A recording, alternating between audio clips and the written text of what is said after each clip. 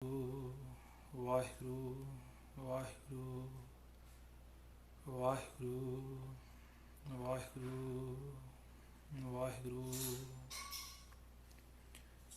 ਵਾਹਿਗੁਰੂ ਵਾਹਿਗੁਰੂ ਵਾਹਿਗੁਰੂ ਵਾਹਿਗੁਰੂ ਵਾਹਿਗੁਰੂ ਵਾਹਿਗੁਰੂ ਵਾਹਿਗੁਰੂ ਜੀ ਹਉ ਕਿਆ ਸਲਾਹੀ ਕਿਰਮ ਜੰਤ ਵੱਡੀ ਤੇਰੀ ਵਡਿਆਈ ਹਉ ਕਿਆ ਸਲਾਹੀ ਕਿਰਮ ਜੰਤ ਵੱਡੀ ਤੇਰੀ ਵਡਿਆਈ ਤੂੰ ਅਗੰਮ ਦਇਆਲ ਅਗੰਮ ਹੈ ਤੂੰ ਅਗੰਮ ਦਇਆਲ ਅਗੰਮ ਹੈ ਆਪ ਲੈ ਮਿਲਾਈ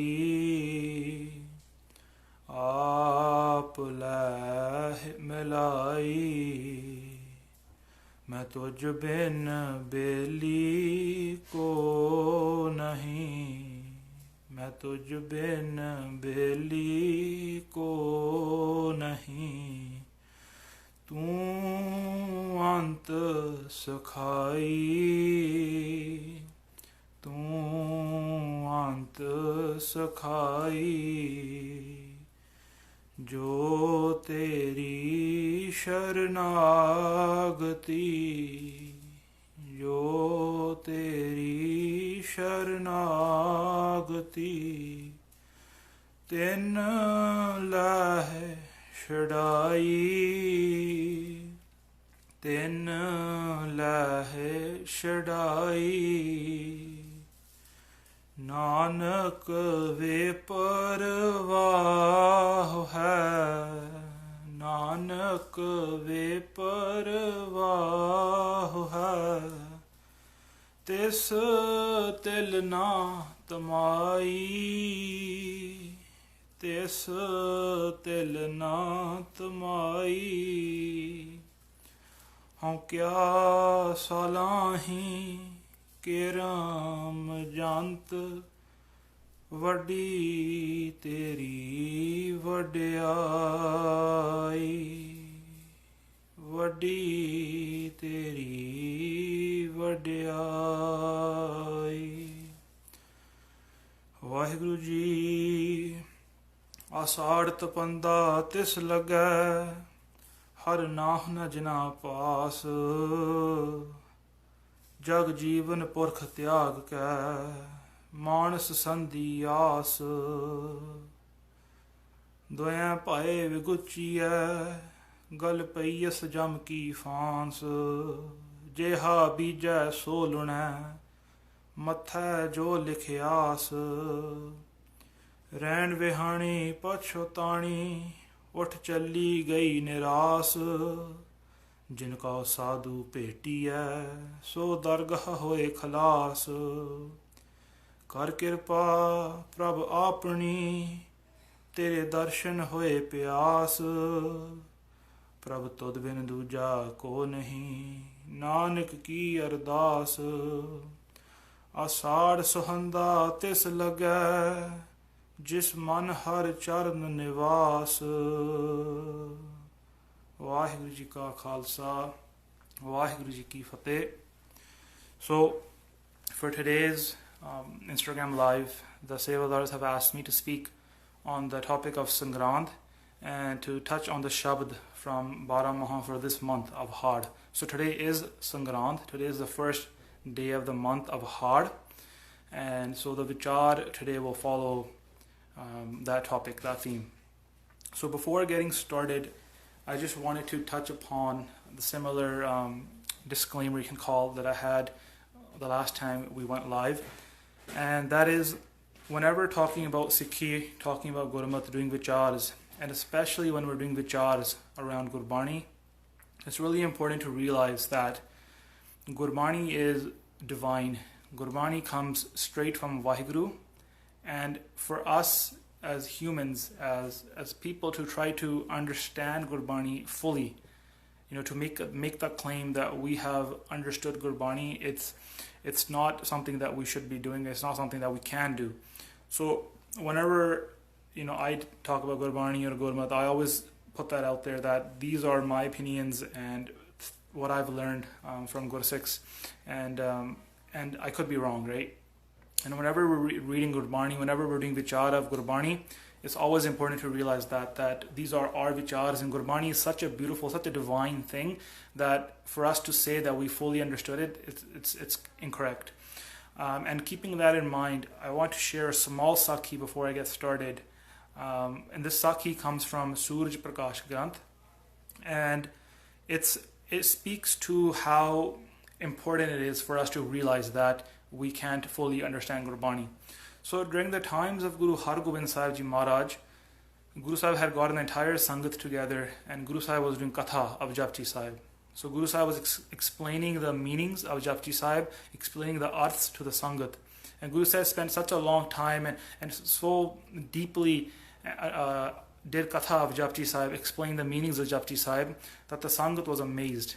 And now Japji Sahib is a Bani that is very powerful.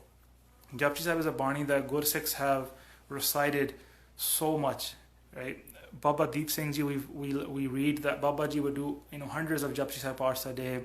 A lot of the Mahapurkhs like Sant Jarnail Singh or Baba Nand Singh or Sant Ishwar Singh Kalerawale, Nanak Sarwale, they would read so many Japji Sahibs every single day. So Japji Sahib as a Bani, as a part, is a very powerful, very powerful Bani. And so Guru Sahib to do arth and explain the meanings of Japji Sahib, you can only imagine how mesmerized the Sangat would have been at that time, how amazed and wonderstruck the Sangat would have been.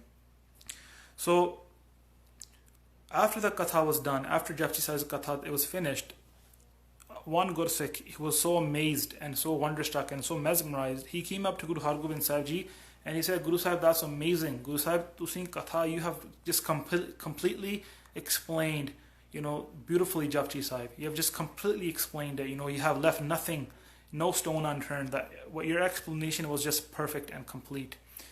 And what Guru Sahib said next is a very important lesson for us. What Guru Sahib said to this Gursikh, and there's two important facts. Obviously, what Guru Sahib says now, you'll understand. Guru Sahib spoke out of a lot of humility, out of nimrata. So Guru Har Gobind Sahib Ji Maharaj says to that Sikh, he says no. That the person who wrote Japji Sahib, only that person knows the meanings of Japji Sahib. Now to us, of course, Guru Nanak Dev Ji and Guru Har Gobind Sahib Ji are one and the same. They are the same Jyot. But Guru Sahib was speaking out of humility. And what lesson we learn from this is that even Guru Sahib said to us that only that person who wrote Bani, only that divine Guru that wrote Gurbani can understand and explain the meanings of it. It's hard for us as humans to try to fully understand Gurbani. So if anyone ever makes a claim that, I have completely and fully understood these arths, it's wrong. No one can understand Gurbani fully other than Guru Sahib. And Gurbani is so beautiful that when we read different TK, we read different steeks, there are so many different arths of Gurbani, right? And a lot of people think that this is a bad thing, but I don't think it's bad. I think it shows how beautiful and how deep Gurbani is, that people that look at Gurbani from different perspectives, different spiritual states, the Gurbani speaks to them in a different way. Gurbani speaks to them in different ways according to their spiritual state or their perspective. And a lot of times when people fight over arths, right? There's a difference between doing vichar, sitting down with someone and saying, hey, I think this means this, or the Guru Sahib is trying to say this here. There's a difference between vichar and then having debates or fighting about Gurbani. When people fight about Gurbani and say, no, this is the right answer, this is the right arth, I think to myself that, no, you're both wrong. No one can really know the arth of Gurbani other than Guru Sahib themselves. So there's no point of ever fighting over the arths of Gurbani unless, the arths are being done that are anti-Gurmat, contrary to Gurmat. So anyways, that was just the small little spiel that I give before doing vichar of Gurbani. So we're going to jump into the arth. of this Shabd for this month. So today is Sangrand. It is the first day of the month of Had in the Desi calendar, in the calendar that we follow in Punjab. So one question that comes up a lot of times, Gursikhs ask that, is Sangrand or Purnamashi or Masya, is it any more important than, other days? If I go to Gurdwara on Sangrand, am I going to get more kirpa from Guru Sahib because I went on Sangrand or Purnamashi than going on a random Wednesday or Saturday or whatever it turns out? The answer to that is no. In Gurbani, Guru Sahib says, Ma Divas Murat Pale Jisko Nadar Kare. That Ma meaning months, Divas meaning days. They're all pale, they're all good. Every single day is good as long as you have the nadar or the blessings, the kirpa, the grace of Vaheguru. If you have the nadar of Vaheguru, every single day is amazing. And keeping that in mind, we can't go to the opposite end saying that Sangrand and Purnamashi or Masya, we should just forget them and they have no importance to us. No, the reason they're important to us, the reason why we go to the Gurdwara on Sangrand or we go on Purnamashi, the reason being is that in India at that times of before technology and before we could tell time through phones or clocks and watches, the way people kept time, they kept track of the days and the months and the years was tracking the movement of the sun or tracking the movement of the moon, right? So a lot of times, in the Western world, to give an example, we go to the Gurdwara on Saturdays or Sundays because the way our society is organized is we work from Monday to Friday and Saturday, Sunday is a weekend and we have that off. Right? Going to the Gurdwara on Sunday isn't any more special than going to the Gurdwara on Wednesday. Sunday is a special day for Christians, right? So their Sunday worship is different. But for us, we go to the Gurdwara on Sunday or Saturday just because that's how our society is laid out. In India in those days, or in Punjab and back during the times of Guru Sahib or of Gursikhs before technology, the way society was organized was around these days, Sangrand and Masya and Purnamashi, because these were the days everyone knew that today is going to be Purnamashi, we're going to get together with Sangat. It was the way they kept track of time.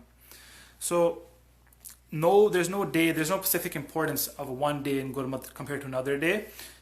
Within Hinduism, they feel that when certain stars and moon and certain planets line up, that day is auspicious. And if certain days, other suns and stars line up, that day is bad, it's inauspicious. But nothing like that in Gurbani.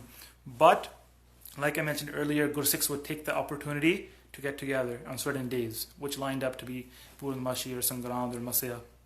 So, with that said, I'm going to start the vichar of the Gurbani. And just again, what I'm going to do, the arth of, this is from what I've learned and I could be wrong. So please forgive me if I do make mistakes or I do arts that you do not agree with. Just keep that in mind that we're all learning and we're all trying to understand Gurbani, which is a divine, comes directly from Vaheguru, right? Turki Bani Ai. So we're gonna start now.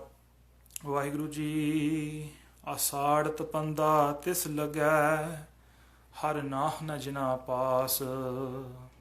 So this Bani is written by Guru Arjan Dev Ji Maharaj in Rag Maj, which is the second rag in Guru Granth Sahib Ji. So Guru Sahib says, Asar Tapanda Tis Laga. So that the month of Had is very warm, it's very hot. Right? Sometimes if you've been to India in this month, a lot of people are stuck in India right now. They'll realize that the month of June, July, even August, they're very hot. The weather, the temperature is very high. And so Guru Sahib says that those people that are separated from their husband Lord, that are separated from Vaheguru, they feel the pain, the heat of the month of Had. Now, so one thing you'll realize when you start doing Vichar of Gurbani, that there is this extended metaphor within Gurbani, that there's this, throughout Gurbani and Shabds, there is the metaphor that we as humans, we are all the soul brides, we are women, we're brides, and Vaheguru is our husband who we're trying to meet, who we're trying to marry. And how do we marry Vaheguru? Is by becoming one with him, by doing Nam Simran, by reading Bani and doing Seva and following Rat. That's how we become one with Vaheguru and we marry Vaheguru in this way. So when Guru Sahib says, Asar Tapanda Tis Laga Har Nah Na Jina Paas, that those that are separated from their husband, Gurbani is speaking not just females, but to all of us, because we are all soul brides of Vaheguru. So those that are separated from Vaheguru, they feel this pain, it's heat, it's really hot. And so Guru Sahib is using a metaphor of the physical world, right? When we go outside, yeah, it is physically hot, but the deeper meaning that Guru Sahib is trying to get across is that the inside of us, spiritually, we are burning up. And how are we burning up? Guru Sahib says we are burning up with Kam, Krodh, Lo, Moh, Hankar, Chut, Nindya, Chugli, Irkha, right? Jealousy and slandering and anger and lust. This is what is burning us on the inside. This is what's burning our soul. So Gurbani says in the same shabd that we're discussing now in a previous party, Guru Sahib says, Jit kar har kantana pragatei pat nagar se gram. Now the word kant means husband. So jit kar har kantana pragatei, that in that house, and the house is a metaphor for our body, that in our house, our body, in that house where Vaheguru, your husband Lord, doesn't come, meaning you don't meet your husband, you don't meet Vaheguru, those houses are like furnaces. Those bodies are burning up like furnaces. And again, that means that we are burning up with these panch chor. These inside, they're eating us, they're burning us alive, these panch chor. And Gurbani says, Is dehi andar panch chor vasahem, Kam, Krodh, Lo, Moh, Ahankara, Amrit lutahem, Manmukh nahi bujhahem, Ko na suna pukara. That in this dehi, in this body of ours, we have these panch chor. And they're Kam, Krodh, Lo, Moh, Ahankar, right? And what do? They loot your Amrit. Amrit lutahem. They steal your Amrit. And Manmukh, and we don't realize. Manmukh nahi bujhahem, we don't understand. We don't realize what's happening to us. They're stealing something that is so precious to us, and we don't understand. And then when we do realize what's happened, Ko na suna pukara, no one listens to your cries of pain, no one listens to your agony at that point. And so what is this Amrit? What is this? What they're looting, what they're stealing from us? Amrit is Naam. They're stealing the Naam from within us. And what is this Naam doing? Gurbani says, Tapat kadaha bujh gaya, Gur Sital Naam Dio, that is burning cauldron of fire, our body that is burning with these panch chor, that is burning with Kam, that is burning with lust and anger. Tapt kadaha bujh gaya has been extinguished. The fire has been put out. And how has been put out? Gur Sital Naam Dio, the Guru gave the Sital Naam, the Amrit, the soothing, cold, calm that takes away the panch chor, that extinguishes that fire. Guru Sahib ne bhi Amrit Naam deta. But these panch chor, if we aren't careful, they steal that Amrit. And then we're left in more pain and agony, and then no one listens to our cries of pain. So the next line, Guru Sahib says, Jag Jeevan Purkh Tyag Ka Manas Sandhi Aas. And what Guru Sahib is saying here is that why are these people, why are they burning in this month? It's hot outside, but why are they burning on the inside? Why are they spiritually burning? And Gurbani says, Jag Jeevan Purkh Tyag Ka, that they have forsaken, they're forgotten Vaheguru. Jag Jeevan Purkh, the one that gives them life, the ones that gives the entire world life, the one that rules the world, unanu visarta, they have forgotten, you have forsaken, tusi palatata Vaheguru nu. And what do you do instead? Manas Sandhi Aas. You put your hopes, you put your desires in humans, in people. You put your hopes and desires in your husband, your wife, your children, your family, your friends, your boss. You think my boss will give, if I please my boss will give me a raise. I'll have more money. I can buy a bigger house. I can get a better car. I can get more and more stuff. And this is what this lobe inside of us, this moh inside of us, this panch chor, they're increasing this pain that we're suffering on the inside. So when you put your hopes in someone other than Vaheguru, this is what happens. And who should we put our faith in? Gurbani says, Mere man asan kar Jagadish Gosai. Who? Jagadish Gosai, the master of the world of Vaheguru. Put your hopes in Vaheguru. Mere man asan kar Jagadish Gosai. Jo bin har aas avar kahun ki jai. Sab nihfal aas sab birthi jai. That if you put your aas into someone else other than Vaheguru, all that hope and desire is wasted. Everything you're doing is wasted. It's nihfal. Nihfal meaning, fal meaning getting some sort of reward or fal. Nih meaning none. So the opposite. It's wasted. Birtha means it's useless, it's wasted. So all that hope and desire you're putting into your family, your friends, your loved ones, or your boss, or anything in the world, anyone other than Vaheguru, it's useless. And that's why we're burning up with all this pain inside of us, all this agony that we're suffering in the month of Har, the heat, the hot heat that we're suffering on the inside. And Gurbani is using that metaphor because if we go outside in this month and we feel that pain, we feel how hot it is, we can relate that to how our soul is suffering on the inside. So next, Guru Sahib says, Dayo pae viguchiya gal payas jam ki faas. Jam ki faans.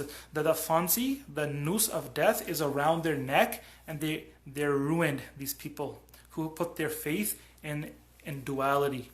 They put their faith in someone other than Vaheguru. These people are ruined, and they've signed their own death warrant. They've signed their own agreement to die. And the noose of death, Guru Sahib's example, is put around their neck, and they're signing away their life. And then Guru Sahib says, Jeha bija so luna matha jo likhyas. That what they planted, Jeha bija so luna, that is what they're going to be getting. What you reap, what you sow. So if you plant poison and you expect to receive amrit, that doesn't make sense. So Gurbani says that what you reap is what you sow. And this is really important because sometimes what happens in life, when bad things happen to us, we blame others. We say, I got fired from my job, it's because my boss was horrible, my boss was rude.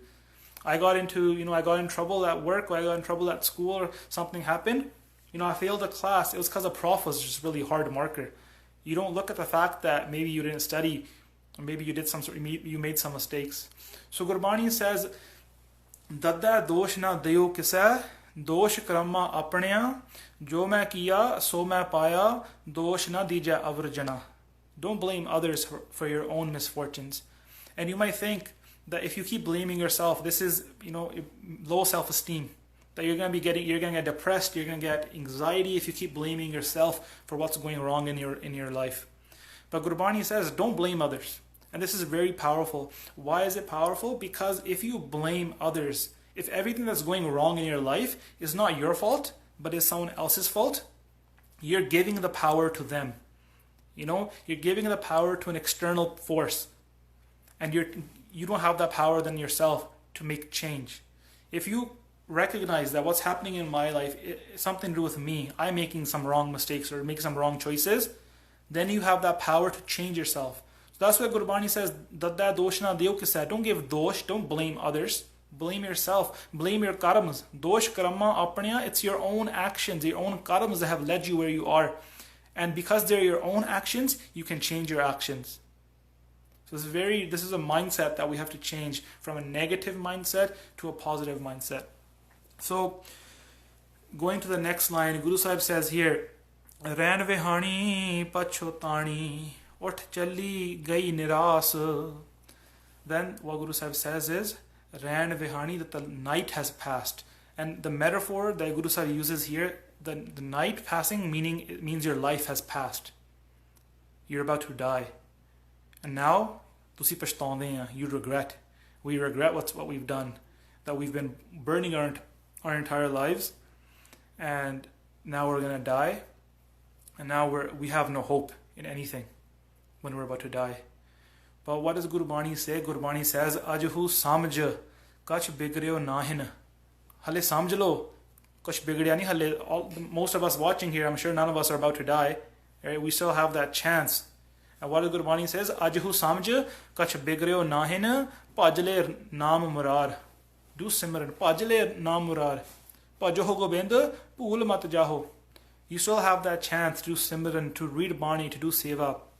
You don't have to place your hopes in other people. Place your hopes even now, today, starting today. Put your hopes in Vaheguru. Put your hopes in someone that is actually permanent. Vaheguru and Guru Sahib. So now we're getting to the last few panktiyan, and Guru Sahib here has been telling a story of a person who has been suffering their entire life, suffering in Panj Chor. Now Guru Sahib is giving us a way out. How can we stop this suffering? And Gurbani says, Jinka sadhu petiya, so dargah hoye khalas. Those that meet the sadhu, when they get to Dargah, when they get to Dharmaraj's court, what happens? They're liberated. They have nothing to do with Dharmaraj. When a Gursikh goes to Dharmaraj's court, Dharmaraj does seva of that Gursikh. That Gursikh, if you have Bhakti, you get a nishan, you get a sign on your forehead. And when you go to Dharmaraj, they move out of the way and they let you pass straight through. And they start doing seva of you. You have no lekha, you have no account in Dharmaraj's court if you're a Gursikh. Gurbani says, Dharmaraj ke kagar fata. That your papers, your kagad there, your accounts that are written up about your actions, they're ripped up in Dharmaraj's court. And you go straight to Vaheguru, you go straight to Sachkhand, you go straight to Karamkhand. You have nothing to do with Dharmaraj. But another important thing to realize here is when Gurbani says, Jinka sadhu petiya, what does that mean? Who is sadhu? Gurbani isn't saying here that you should follow sadhus and sants. You should go follow, these people who are going to save you. No, what sadhu means here, sadhu means Guru Sahib. If you read Gurbani Bhagat Kabir Ji's one Shabad Ekhams, it says, Ek jo sadhu mohe milyo, tin liya anchal lai. Ek jo sadhu mohe milyo. That one sadhu I met, meaning Guru Sahib, not some sant, not some saint. Not to say that saints aren't helpful, not to say that Gursikhs and Mahapurukhs aren't helpful in your journey, but here you're putting your faith not in people, you're putting your faith in Guru Sahib. Ek jo sadhu mohe milyo, that he's going to teach you what he's going to teach you, he's going to take you under his wing, and he's going to give you Rath, he's going to give you Naam Bani, and he's going to draw you a straight line to Sachkhand. And that's going to take away the suffering that you're feeling in this in the body from the Panj Chor. So next Guru Sahib says, Kar kirpa prabh apni, tere darshan hoye pyas. Now when you realize that you've been separated from Vaheguru, we have that thirst, that pyas for darshan of Vaheguru now. And Guru Sahib has told you the direction, the path to Vaheguru, to get darshan. And then Guru Sahib says, Prabh tod bin duja ko nahi, nanak ki ardas. And now you realize, Prabh, there is no one other than you.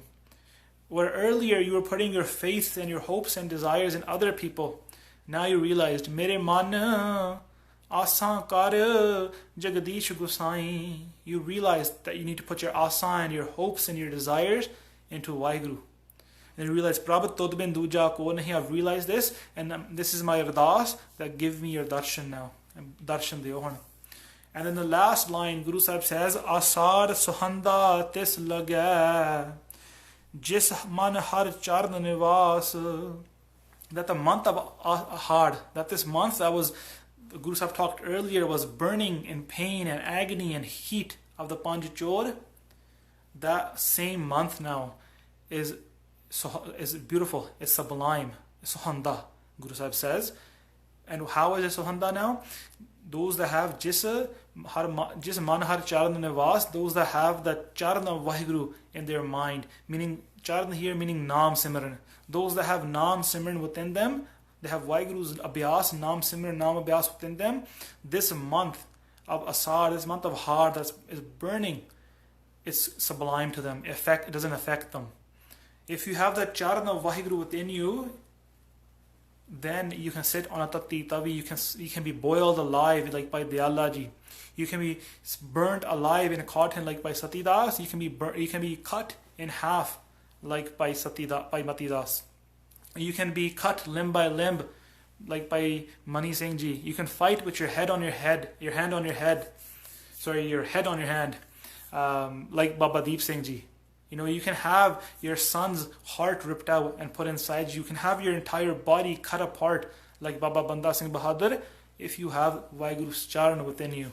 If you have Naam Simran within you, then anything, it doesn't matter if outside is hot, if it's cold, you're in Chardikala, you're experiencing Ras, you're in that state of mind, you're in that spiritual state that nothing affects you. So Guru Sahib used this month of, it's really hot outside, to explain that it may be hot outside, but the real pain that we're suffering is on the inside, from the Panj Chor. And then Guru Sahib has drawn up a recipe on how to meet Vaheguru in this shabd. So that is the ending. I hope I haven't gone too much over time, but that is the end of this live. And I want to say again, if I made any mistakes, please forgive me. Gurbani is agam agad bod. It is way beyond my understanding, and any little amount that I have learned, it's nothing compared to what Gurbani actually is. So if I made any mistakes in the arts or any sakhi or anything I said about Gurmat, I ask the Sangat to please forgive me. And with that, we'll be ending the live. Vaheguru Ji Ka Khalsa, Vaheguru Ji Ki